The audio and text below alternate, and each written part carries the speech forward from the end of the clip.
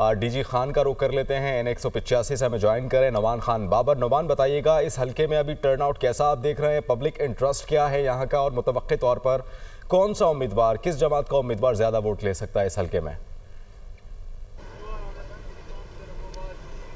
जी बिल्कुल, जैसे सूरज निकला है सूरत हाल कदरे बेहतर होना शुरू हो गई है। वोटर्स आना शुरू हो गए हैं और अपना हक रायदही इस्तेमाल कर रहे हैं। 4 लाख से ज़ायद वोटर्स हैं जिन्होंने अपना हक रायदही इस्तेमाल करना है। 226 पोलिंग स्टेशन बनाए गए हैं। 54 को हसास करार दिया गया है जहाँ पर पुलिस की भारी नफरी को तैनात किया गया है।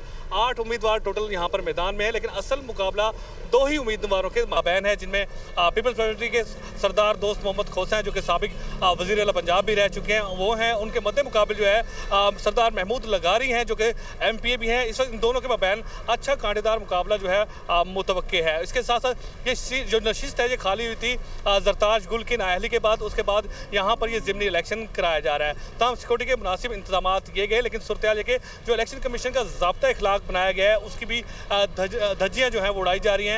पब्लिक ट्रांसपोर्ट जो है आज वो भी प्रोवाइड की गई है। कैंडिडेट्स की तरफ से वोटर्स को घरों से लाया जा रहा है। इसके साथ साथ मुमानियत है कि 400 गज की हदूद में कैंप नहीं बनाए जाएंगे, लेकिन वो भी कायम किए गए हैं। उसके साथ साथ असले की नुमाइश, डंडा बरदार जो है हमायती दोनों उम्मीदवारों के, वो भी मैदान में है। तो सूरत हाल कि यहाँ पर जो इलेक्शन कमीशन का जो ज़ाब्ता इखलाक बनाया गया उसकी भी यहाँ पर धज्जियाँ उड़ाई जा रही है। सूरत हाल के वोटर्स अब किसी हद तक आ रहा है, अपना वोट कास्ट कर रहा है। अगर पिछले इलेक्शन की बात करें तो 50% से ज़्यादा टर्न आउट देखने को मिला था, लेकिन अब सूरत हाल कि जिस तरह वोटर आ रहा है तो टर्न आउट भी 35 से 40% के मबैन आएगा। ताहम पुरअमन तरीके से पोलिंग का सिलसिला जारी है। 1-2 जगह पोलिंग स्टेशन ऐसे हैं जहाँ पर तल कलामी के वाक़यात ज़रूर हुए, लेकिन पोलिंग पुरअमन तरीके से फिलहाल जारी है। जी ठीक है नुमान, आप हमारे साथ रहिएगा।